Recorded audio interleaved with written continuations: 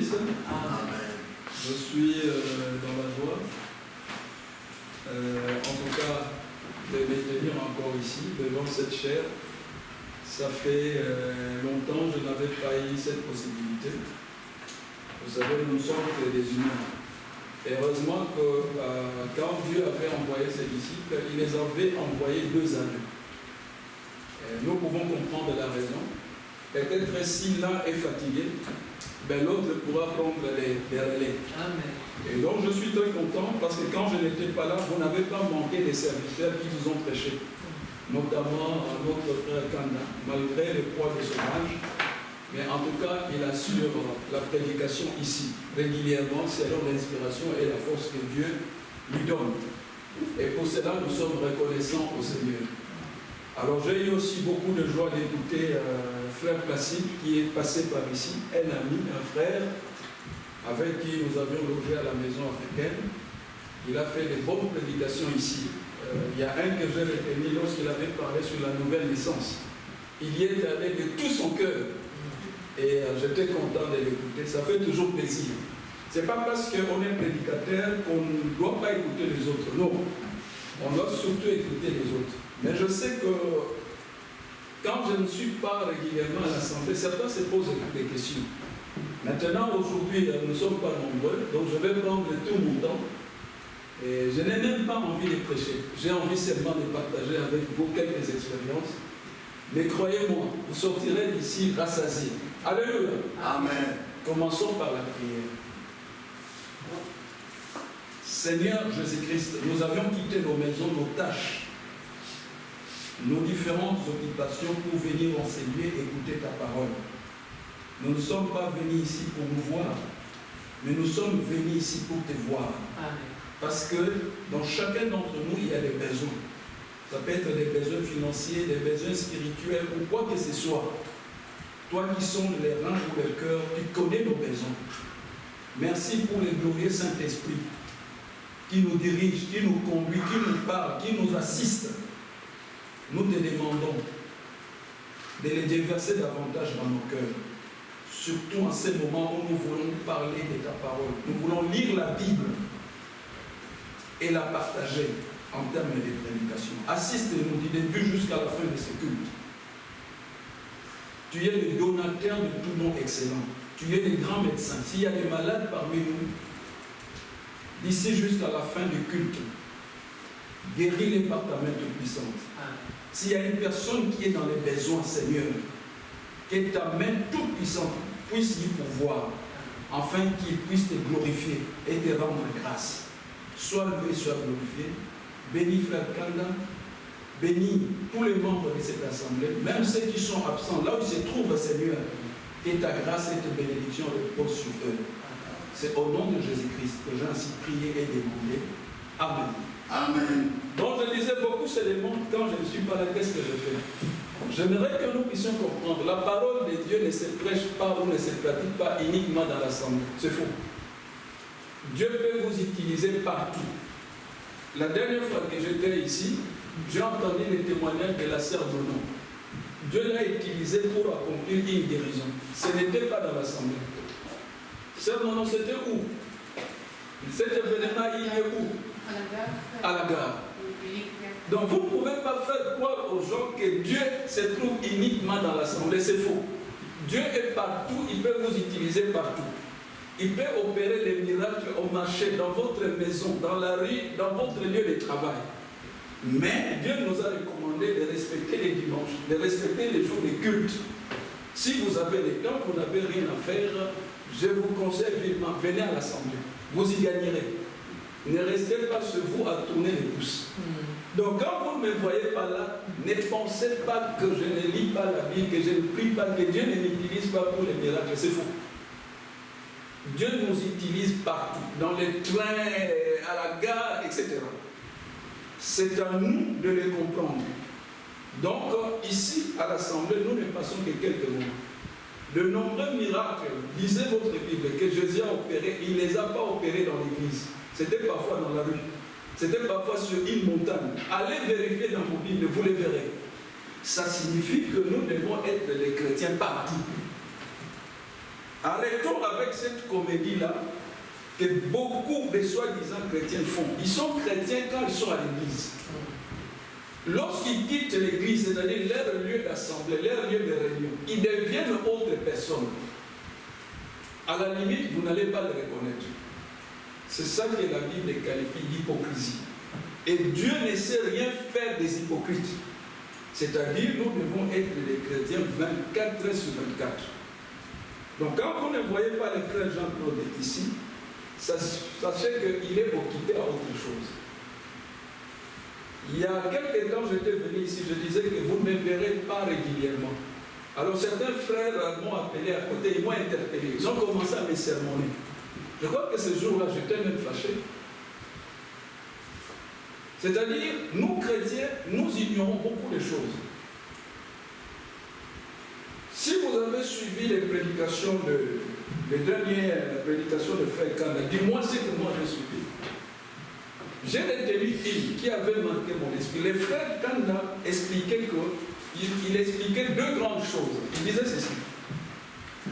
Vous ne pouvez pas exercer un don quelconque si Dieu ne vous l'a pas donné. Ça ne s'improvise pas. Vous allez échouer. En d'autres termes, il nous a expliqué que vous ne pouvez pas vous autoproclamer prédicateur, pasteur, etc.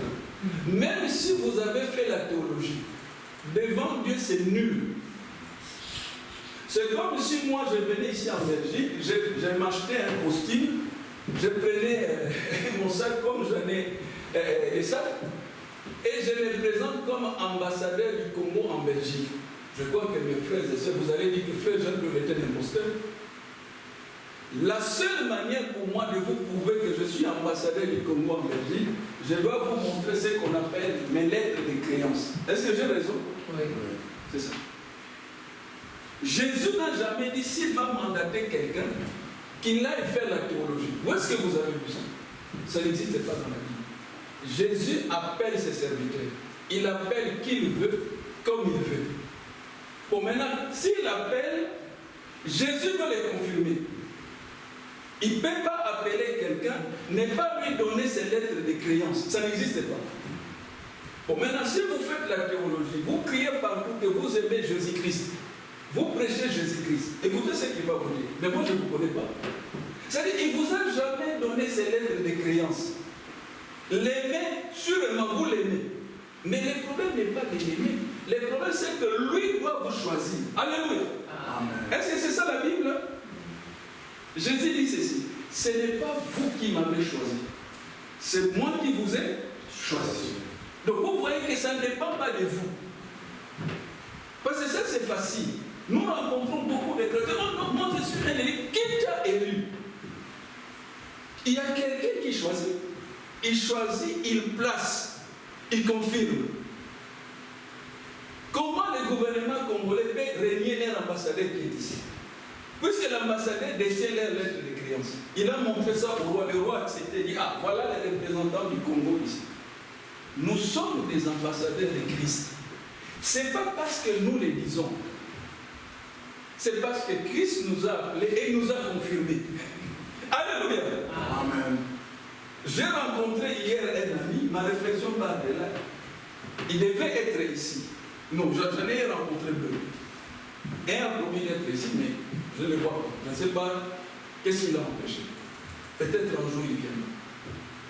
Alors il me demande, mais tu me parles de Jésus-Christ. Apparemment, tu prêches la parole de Dieu? Je dis oui. Alors tu as fait quelle école de théologie? Je dis, mais je n'en ai pas besoin. Amen. Il dit, mais comment ça se fait? Tu vas prêcher? Je dis non. Il y a quelqu'un qui m'a appelé. Ce n'est pas que j'ai affabulé, non. Voir même ma femme, quand il me voyait commencer à prêcher là, elle mettait ça en doute. Jusqu'à ce que Dieu est allé prendre une amie de sa maman, qui n'est pas du message, qui est d'une église de réveil. Elle viendra chez nous, loger chez nous. Elle va passer là, je crois, plus ou moins 2 semaines. Pendant qu'on va prier, la maman aura une visite. Vous voyez? C'est-à-dire, Dieu voulait me confirmer. Parce que si moi je le disais, ma femme ne va pas croire. Mes enfants, vous n'allez pas me croire.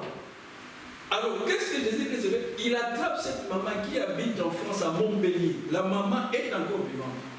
Il lui colle une vision. Mais concernant, la maman avait une grande fontaine. Des gens qui venaient dans le monde entier et qui venaient boire cette fontaine. De l'eau qui sortait de la fontaine.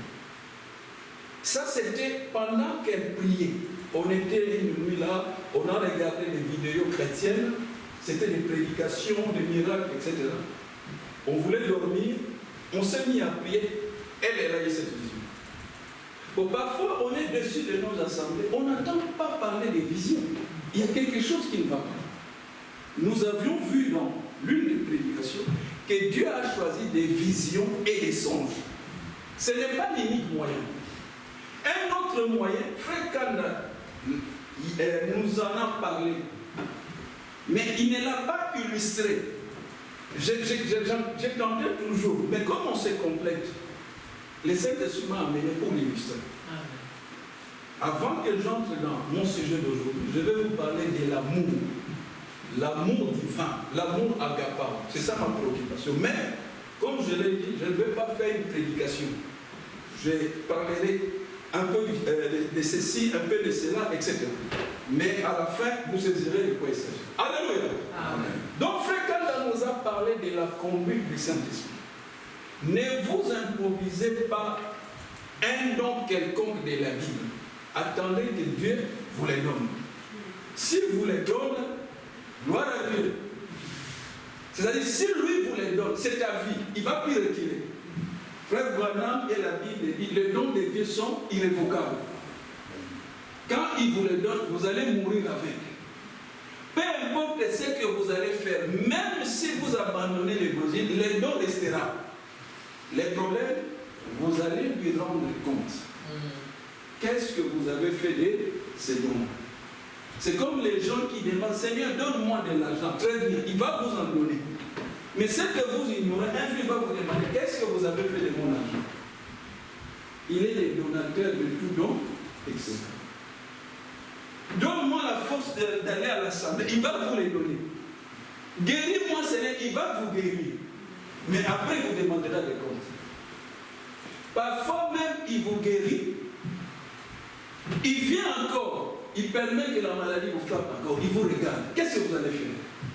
Si vous doutez, il avait donné un enfant à Abraham. Celui-même qui est venu va sacrifier cet enfant. Donc, si vous n'êtes pas chrétien, ça c'est quel Dieu? L'unique enfant, il va les sacrifier. Mais c'était une épreuve. C'est-à-dire qu'il voulait se rassurer, est-ce que réellement Abraham l'aimait? Voilà pourquoi nous allons parler de l'amour. C'est-à-dire qu'il arrive toujours un moment, Dieu vous colle une épreuve. Quand il vous colle une épreuve, ce n'est pas pour vous châtier ou vous punir. Il veut comprendre les degrés de l'amour, de votre attachement à son égard. Est-ce que vous l'aimez réellement? Ou bien vous l'aimez parce qu'il vous a donné une belle maison? C'est-à-dire un amour par intérêt. Vous l'aimez parce qu'il vous a donné de beaux enfants. Alors vous l'aimez. Vous êtes tous dans l'église. Dieu regarde, c'est un amour intéressé. L'amour à l'égard de Dieu doit être l'amour agapao, c'est-à-dire un amour désintéressé. Qu'il nous donne à manger, nous l'aimons. Qu'il ne nous donne pas à manger, nous l'aimons. Qu'il fasse chaud, nous venons à l'église. Qu'il fasse froid, nous venons toujours. Qu'il ne me guérisse pas de ma maladie, c'est importe peu, je l'aime toujours. Frère Branham disait, même s'il m'envoie en enfer, là en enfer, je vais aimer toujours Jésus-Christ. C'est ça l'amour qu'il recherche. Parce que Dieu est amour. Si vous voyez combien Dieu est intéressé par l'amour, il va poser 3 fois la question à Pierre. Pierre, m'aimes-tu? Vous ne trouvez pas ça étrange? Il marche avec lui. Bon, arrête-toi bien. Est-ce que tu m'aimes? Qu'est-ce que Dieu cherche? Il cherche une assurance. Parce que l'amour humain est basé trop sur les intérêts. Les gens basent leur amour, l'amour qu'on appelle philéo, l'amour humain, sur les intérêts. Dans la famille, si tu es riche, tu auras beaucoup d'amis. Parce que tu as ça. Au Congo, on dit tu as des lots tchocho. Tu as ça. Des billets de banque. beaucoup d'amis, tu auras beaucoup de succès, voire même ceux qui aiment les femmes, tu auras beaucoup de femmes. Ça, c'est l'argent. Pourquoi il y a la guerre au Congo? Ça, l'argent. Tu vois? Et Dieu regarde ça. Pour Dieu, vous devez dépasser tout ça. Et c'est ça ce que ça signifie. Aimez Dieu de tout votre cœur, de toute votre âme, de toute votre force. Dieu cherche ça. Bon, maintenant, quand tu atteins ces degrés d'amour, en fait, c'est ça le cœur de l'évangile. Le cœur de l'évangile, ce n'est pas chanter tout le temps les cantiques. Oh, j'ai épousé Jésus-Christ. Alors que chez toi à la maison, à l'égard de ton mari, tu es une rebelle. Mais pour tromper l'église, quand tu viens ici, alléluia, le mari regarde et dit, oh, mais c'est quoi ça? C'est une comédienne. Le cinéma qui me montre à la maison, c'est là que Dieu t'a dit. C'est ça l'hypocrisie. Donc Dieu veut que si tu chantes des cantiques ici, chante aussi à la maison. Chante aussi pour ton mari. En d'autres termes, l'amour que tu montres à l'égard de Jésus-Christ. Parce que nous tous, surtout au Congo, tout le monde a épousé Jésus-Christ. Tout le monde n'a pas dit Jésus. Mais vous faites une affaire avec eux, ils vont t'escroquer. Mais ils affirment que, un, ils sont chrétiens. Deux, ils ont épousé Jésus-Christ. Alors, la question est, quel Jésus-Christ vous avez épousé? Parce qu'à part le Jésus-Christ que nous adorons, il y a un Jésus-Christ de Londres. Moi, je crois que tu as épousé le Jésus-Christ de Londres. Pourquoi de Londres? Celui-là n'est pas exigeant.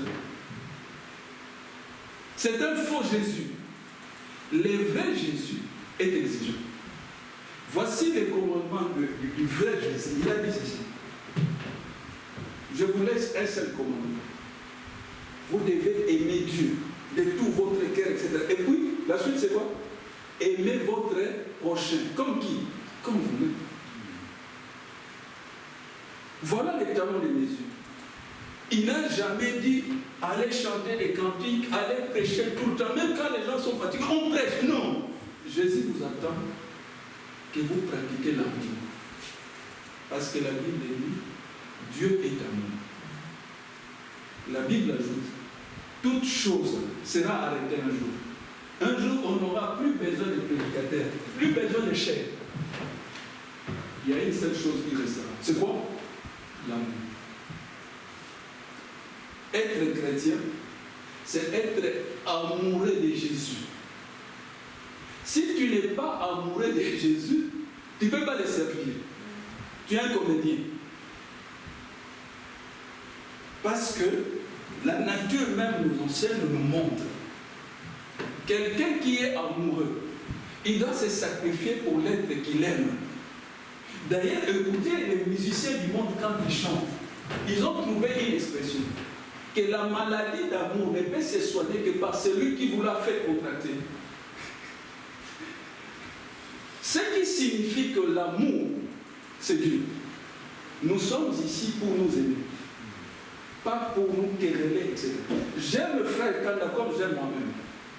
C'est-à-dire, comme je l'aime, je ne peux pas les contrarier. Vous voyez? Si je les malmène, c'est comme si je les malmenais. C'est ce que Jésus-Christ attend de nous. Bon, maintenant, nous sommes devenus des grands théoriciens.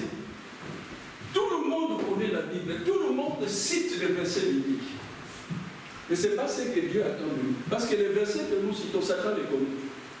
Mais la différence avec nous, Satan peut citer tous les versets, mais il ne va jamais les pratiquer. Il ne les pratique jamais. Lui n'a pas d'amour. Satan a la haine, la jalousie. Satan, c'est un meurtrier. Satan déteste l'amour. Quand un homme aime une femme, ils vont se marier, ils font ce qu'on appelle la cérémonie de mariage. Ils se donnent des bisous. Les gens crient. D'autres disent, vive les mariés. Satan regarde et dit, mais ce sont des comédiens. Ce n'est pas ça le mariage. Les mariages, c'est quand vous irez à la maison, Dieu va donner une épreuve. Il vient, il bloque la matrice de ta femme. C'est Dieu qui fait ça. Il regarde maintenant.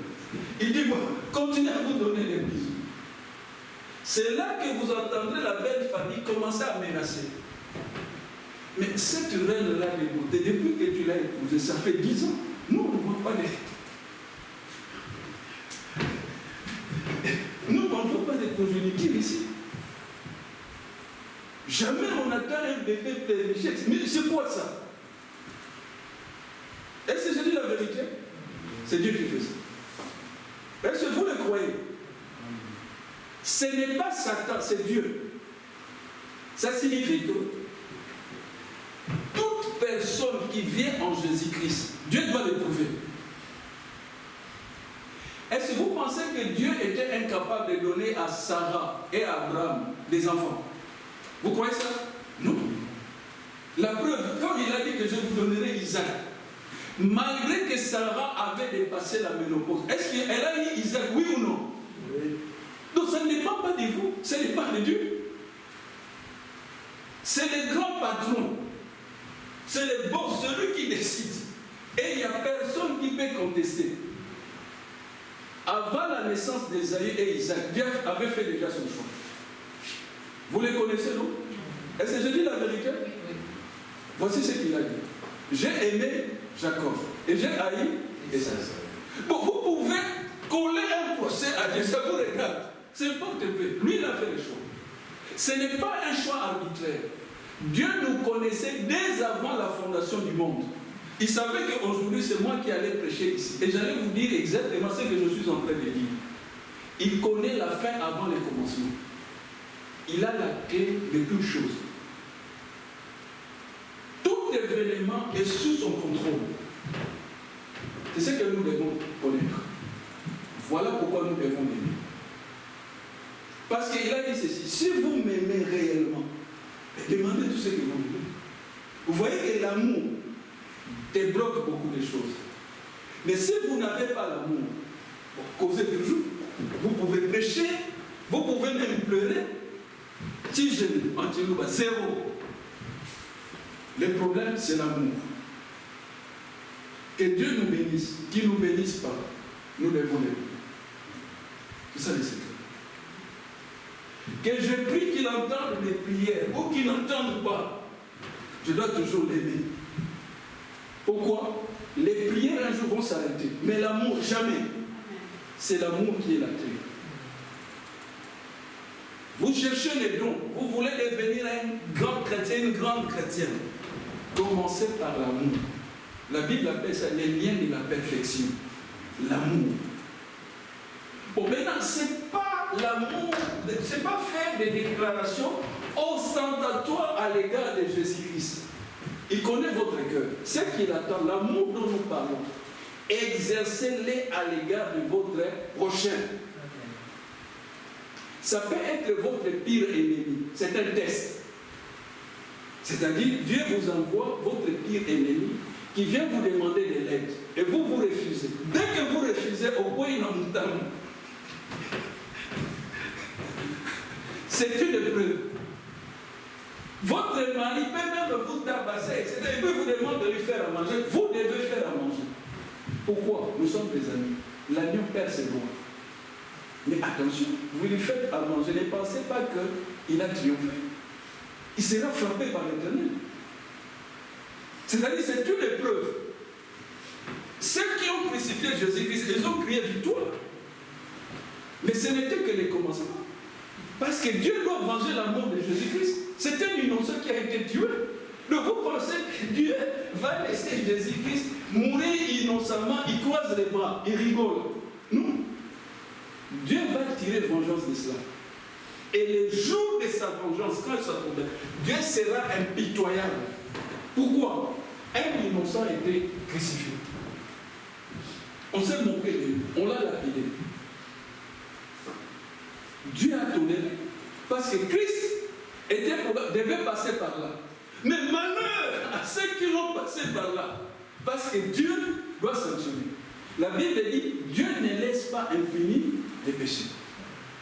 Hier, j'ai reçu un groupe de gens qui étaient venus me voir. Ils m'ont apporté à manger pour 4 ou 5 jours. Ce que j'ai apprécié, les soeurs qui ont préparé, ils savaient que je ne mange plus salé. Alors ils ont fait des thomsons, ils ont fait des poulets, des légumes, etc. Et ils sont venus, ils m'ont dit, frère, je vois que le Seigneur nous a mis à cœur de venir vous rendre visite. J'étais très content. Vous ne savez pas, parfois, les moments difficiles qu'on passe, tu es là solitaire, épuisé par les dialyses et toutes ces choses-là par lesquelles Satan nous fait passer pour nous décourager.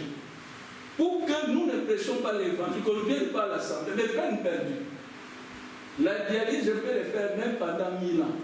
Ça ne changera rien mon amour à l'égard de Jésus-Christ. Je l'aimerai toujours.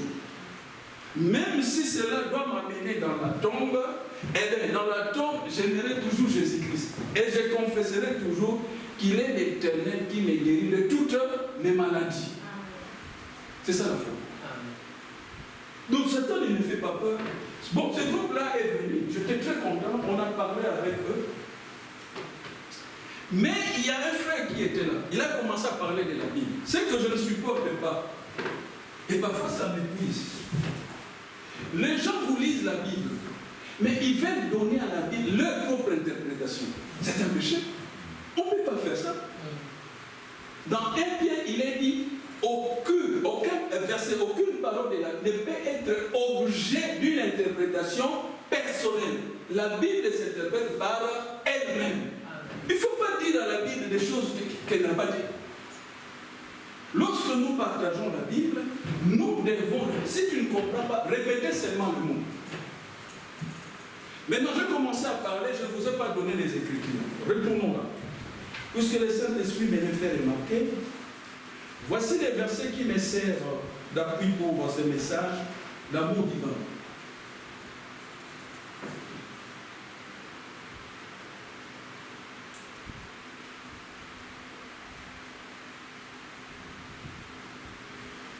Je vais m'appuyer sur quelques versets. Le premier, restez assis, c'est 1 Jean 4, 20. 1 Jean 4, 20.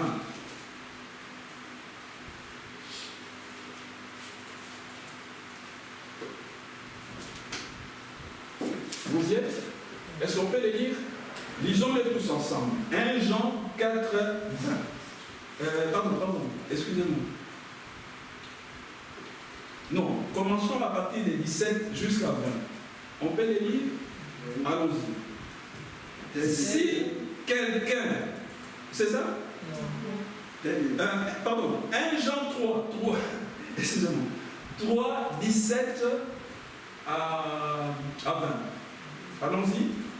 Si quelqu'un possède le bien du monde et que, voyant son frère dans les besoins, il lui ferme ses entrailles, comment l'amour de Dieu demeure-t-il en lui? Petits enfants, n'aimons pas en parole et avec la langue, mais en action et avec vérité. Par là, nous connaîtrons que nous sommes de la vérité et nous rassurerons nos cœurs devant lui. Car si notre cœur nous condamne, Dieu est plus grand que notre cœur et il connaît toutes choses. Amen. Amen. Est-ce que vous avez compris? Vous venez ici dans l'assemblée. Vous constatez qu'il y a un frère ou bien une sœur, ici en Belgique, qui est en difficulté, qui n'a pas assez de moyens pour payer son loyer, pour avoir de quoi manger, mais vous, chez vous, à la maison, vous organisez le festin, des barbecues XXL, mais vous ne pensez pas à votre frère, à votre soeur. Ce n'est pas votre problème. Mais vous continuez à chanter des cantiques du genre « J'ai épousé Jésus-Christ ». Je crois que vous vous trompez. Vous avez épousé Jésus de Londres. Ce n'est pas le Jésus de Nazareth. Parce que si c'est le Jésus de Nazareth, il dit ceci dans 1 Jean. Toute écriture est inspirée par le Saint-Esprit. C'est poussé par le Saint-Esprit. C'est ce que frère dans la Bible. Pour avoir un don, le Saint-Esprit doit vous les donner. Le Saint-Esprit, c'est le chef de l'Église. Ce n'est pas le pasteur, c'est pas vrai. Ce n'est pas les prophètes, c'est le Saint-Esprit. Pourquoi? Le Saint-Esprit l'esprit de Jésus-Christ. Quand le Saint-Esprit parle, ça signifie c'est Jésus-Christ qui vous parle. Jésus-Christ, c'est le boss. Celui qui nous donne cette écriture. Il dit, si quelqu'un possède le bien du monde et que voyant son frère dans les besoins, vous voyez votre frère dans les besoins. Votre frère a un téléphone, il n'a pas des unités. Vous avez des unités bébés. Mais toujours montez-ma likundu, maboko makako. Mais quand vous venez ici, il est vivant, il est resté. Quelle résurrection! Vous êtes un égoïste. C'est ce que la parole de Dieu nous enseigne. Vous êtes un égoïste. Au cabarati, aux amaboko makasi trop, au sima flambeau. Donc, commencez d'abord par ouvrir les mains. Bon, maintenant, j'aimerais vous rassurer. Ne pensez pas quand nous disons ces choses que nous regardons à vos portefeuilles. Non, c'est pas ça. Je vous ai dit, les gens qui m'ont apporté à manger pour 4 ou 5 jours, ce ne sont pas des gens de l'Assemblée. Je ne les ai jamais prêchés. Ce sont des amis à ma femme. Mais ils m'aiment bien. Tout ce que je sais, il y en a certains que j'ai aidés, parfois à rédiger leur mémoire. En faisant cela, Dieu leur a mis la pensée de venir me rendre visite et de me porter à manger. C'est un principe. Si tu ouvres la main aux autres, ce que tu donnes, Dieu va te les redonner multipliés. Parce qu'il avait dit ceci, même si vous donnez un verre d'eau à un de ces petits, ça ne sera pas oublié. Je remercierai toujours les membres de cette assemblée, malgré que nous sommes une petite assemblée. Il y a beaucoup qui m'ont invité chez eux. Et quand j'étais là, on a mangé comme ce n'est pas possible. Or, Jésus-Christ aimait aussi ça. La Bible appelle ça les festins. Jésus-Christ aimait aussi aller dans les festins. Se régaler dans les festins. Il aimait ça. Alors, il y a des bien-aimés ici qui nous ont invités dans leur maison. Ils ont ouvert leurs portes. On a mangé, on a bu, on a rigolé. C'était des bons moments. Parce que l'évangile, ce n'est pas toujours parler de Jésus-Christ. L'évangile, c'est aussi prendre des bons moments ensemble. Si vous doutez de cela, il y a plein d'exemples aussi dans la Bible. Surtout nous qui aimons la viande de chèvre, comme l'Éternel. Ce jour-là, il débarque à 3 chez Abraham. Vous pouvez imaginer la suite.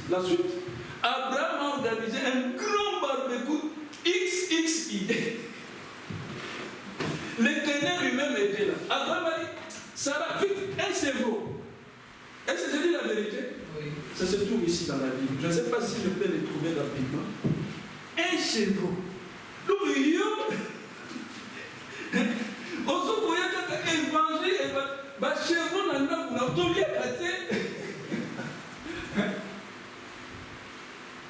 Tu gagnes ton argent, tu voyages. Aucune fois de penser aux frères et sœurs que nous mangeons les chevreaux. Mais ça, c'est quel christianisme? Alors, c'est pourquoi certains deviennent des musulmans pour participer à la fête de l'Aïd el-Kébir. Manger l'agneau, la fête du mouton. Parce que chez les chrétiens, vous êtes toujours là, oh nos frères, non! Il y a un temps pour les festins. Arrêtez un peu de soigner la parole de Dieu. Non, je vais dire, nous devons être des chrétiens équilibrés. Savez-vous que Jésus-Christ, une fois, il avait arrêté la prédication? Il dit, donnez-leur à manger. Donc, quand on a l'exemple, voilà.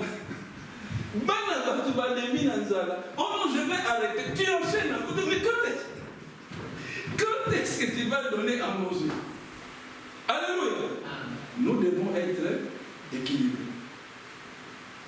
Il y a les spirituels, mais il y a aussi un côté pratique de la vie. Nous déclarons que nous aimons nos frères et nos sœurs, mais si j'ai un peu d'argent, je peux payer des tickets, je peux payer des minéraux pour quelqu'un. Pas forcément un membre de ma famille, mais un frère dans la souffrance. Si vous voulez, Jésus-Christ va vous le donner.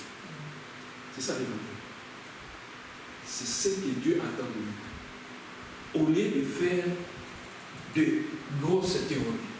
Vous savez, il y a certaines personnes que j'ai gagnées à Christ. Par exemple, l'ami qui allait venir ici. Moi, je l'ai logé dans un studio d'étudiants. Il avait perdu son loyer, etc. Personne ne voulait les prendre. Je lui ai dit, mon frère, je n'ai qu'une chambre d'étudiant. Tu viens, on va dormir là. Quand Dieu te bénira, tu partiras un jour et tu vas refaire ta vie. Vous voyez, ça l'avait marqué. C'est ça l'évangile, offrir en fait l'hospitalité. Bon, aujourd'hui je vais un peu titiller mes soeurs, ne les prenez pas mal. Ce sont des choses que le Saint-Esprit m'a mis à cœur. Vous voyez que je ne suis pas du tout pressé. Mais on va donner quelques illustrations. Le barbecue d'Abraham, je l'appelle comme ça parce qu'on est en Belgique. L'histoire se passe dans Genèse 18. La Bible dit au verset Genèse 18, la Bible dit ceci, au verset 6. Abraham alla promptement dans sa tente vers Sarah. Il dit, vite 3 mesures de fleurs de farine, pétris et fais des gâteaux. Première chose. Et Abraham courut en son troupeau. Voilà la chose. Prit un veau tendre et bon. Dans d'autres traditions, on dit un chevreau. À quelque chose. Mais vous, les frères, les bien-aimés viennent chez vous, pas des chevreaux. Tu les bombardes des prédications, des citations des frères. C'est pas ça. C'est pas uniquement ça. Jésus a arrêté la paix. Donnez-leur à manger. Ce n'est pas une obligation. Mais quand tu vois ton frère à la famille, pourquoi lui parler de l'évangile? Ventre à la famille n'a point de il ne veut pas t'écouter. Règle d'abord son problème des ventres. Dépanne-les d'abord. Et puis, quand il est à l'aise, tu peux lui parler de la parole de Dieu. Tu vas gagner. Mais si toi, au lieu de faire comme Abraham, la Bible dit, écoutez, Abraham alla promptement, rapidement. Mais vous, quand on vient chez vous, tu commences à gérer la nourriture. Et là, Abraham, on est ici, alla promptement dans sa tente vers Sarah et il dit, vite, 3 mesures de fleurs de farine, pétris et fait des gâteaux. Et Abraham courut en son troupeau, prit un veau tendre et bon, et les donna à un serviteur qui s'est hâté toujours rapidement. Et les enfants de Dieu sont venus dans cette... Donc, mais on l'a tellement. Il faut les bénir. Ce sont tes frères, tes soeurs, tes prochains. Et vous verrez que quand Dieu va manger, rassasier. Mais ma promesse, c'est comme beaucoup, il y a un moule. Pourquoi? Mais il a mangé. Alléluia. Est-ce que j'ai raison? Oui. C'est ce que nous avons dit dans un Jean. Comme on a ma côté. De toutes les façons, même si tu refuses, tes chevaux là, tu vas les laisser. Et puis quand ils marchent, ça finit toujours dans la toilette. Donc c'est rien. Bimi ses chevaux. C'est ça la chose.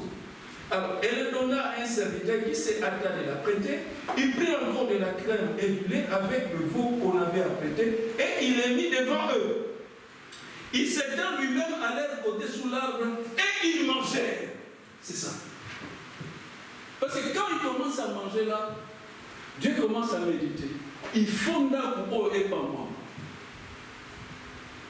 En même temps, il dit, les chevaux, le bœuf là, les veaux, est tellement bien fait. Nous faisons ça dose à bénédiction. Mais c'est... Mais entre c'est le fait de la nourriture. Quand vous êtes affamé, on vous donne à manger. Vous êtes content, non? Et alors, toutes les prières que vous connaissez, vous allez les bombarder dans cette maison. Et Dieu est content. Et la maison est contente. Et quand vous partirez, vos bénédictions sont restées à la maison. Pourquoi? Vous avez mangé. Alléluia. Nous devons avoir des mains tendues. Est-ce que nous braquons l'évangile sur des choses matérielles? Non, ça n'a rien à voir. c'est l'équilibre de l'évangile. Il ne faut pas tout spiritualiser. Il y a une sœur, elle a accepté Jésus-Christ. Elle a donné son cœur. Elle est baptisée. Elle a épousé Jésus-Christ. Mais la sœur a oublié son mari. Chaque soir, oh, je suis allé à la veille. Mais dis, ton mari. Ne sais-tu pas que ton mari a des besoins physiologiques? C'est la veille qui va remplir ces besoins-là. Mais c'est une erreur. Dans la vie, il faut être équilibré. Tu es une frère, tu épouses une soeur. Tu n'as jamais embrassé ta femme. Tu es toujours là, oh non, les prophètes. Quel prophète? Voici ce que frère Branham dit. Lorsqu'il terminait ses prédications, il n'avait qu'une seule envie. Retourner à la maison pour se trouver entre les bras de sa femme. En tant qu'homme, tu n'auras jamais de meilleur repos qu'entre les bras de ta femme. Même si le monde a été réuni, quand tu retournes là, c'est la reine de la maison. Elle t'apaise. Mais il au commandant, au tien à Kassamoul, au tien à Kissan, mais il dit, quand est-ce que tu vas profiter de la tendresse de ta femme? Ça, c'est que l'évangile. Nous sommes soudés. Il faut être équilibré. Toujours veiller les prières. Toujours, je suis en période. Mais quelle prière? Chaque chose a son temps. Il y a un temps pour prier. Il y a un temps pour s'occuper de sa femme. Tu l'as épousée. Eh bien, il doit la rendre heureuse. Bon, maintenant, si elle n'est pas heureuse, je te défie. Prie pour que Dieu exauce tes prières. Tes prières ne seront jamais exaucées. La raison, Dieu regarde ta femme. Et quand il regarde ta femme, il trouve que ta femme est triste. Alors Dieu ne peut pas te bénir. Non. Non. Pour te bénir, Dieu a besoin de regarder si ta femme est heureuse. Tu prêches, ta femme n'est pas heureuse. Tu n'auras pas de succès. Parce que Dieu te l'a donné, c'est sa fille, pour que tu la rendes heureuse. Que tu lui donnes l'argent, que tu lui donnes des bisous, que tu lui parles, que tu l'encourages, que tu dises que tu l'aimes, etc. Vous ne trouvez pas que Jésus-Christ, qui est notre Seigneur, 3 fois il même tu. Je t'aime. Il non, c'est ça la femme. Il faut tout le temps dire que je t'aime, tu es la meilleure cuisinière du monde. Ah! Là, elle est contente. Quand une femme est contente, Dieu aussi est content. La même chose pour l'homme. Toi, tu vas chanter des cantiques, ton homme est triste. Il dit, mais la joie qu'elle exprime dans l'air assemblée, moi, je ne le vois pas ici. Pour moi, ici, c'est une rebelle. Tu dis, viens un peu me frictionner les pieds, me laver les pieds. Ah non! Et c'est moi, je suis ton esclave. Vous voyez?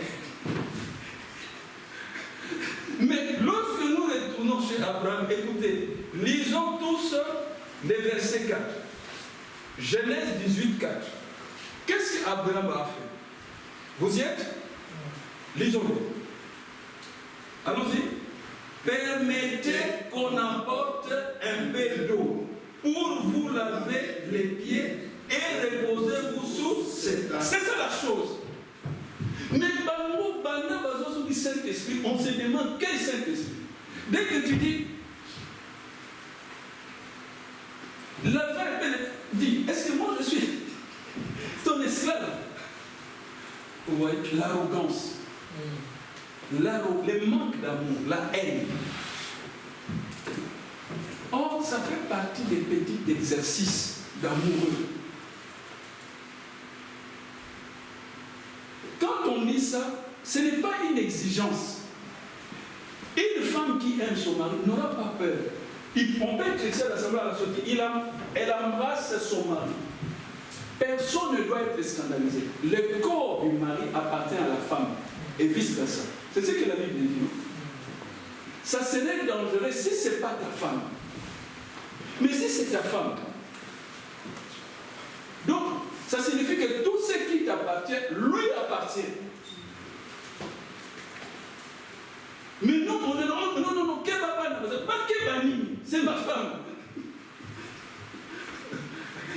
c'est ta femme. Et je l'ai épousée, ou c'est toi qui l'as épousée. C'est ma femme.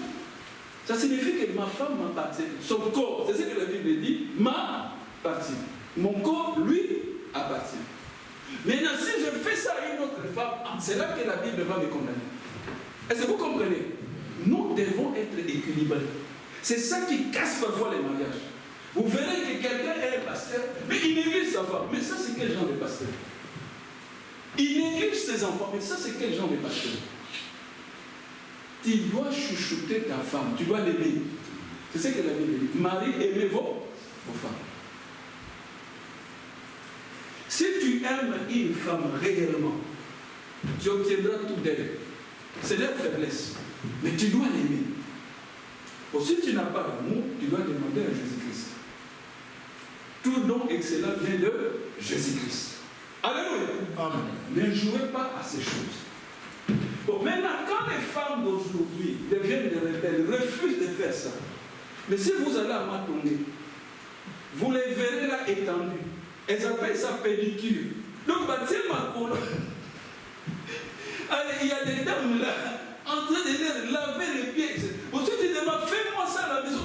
C'est moi, je suis ton esclave. Mais là, à Matongé, ces femmes-là, parfois même étendent seulement la main. Tu regardes les bois là avec les rouges à lèvres. Ils appellent ça manicure. Non, mais yo, ça là, comme ça. Mais c'est ce qu'il dit. Non, mais Dieu le mal. Si toi tu tends la main, tu dis, ma femme, coupe-moi même les autres. Dis, vous voyez? Mais avant, allez les voir là-bas. Chaque week-end, ils sont là. Parfois même, ils donnent le dos. On doit masser. Les chimales sont là. On travaille. Elle est contente. Elle écoute la musique. Si toi, ton mari, il dit, mais viens un peu me laver mes fauteuils.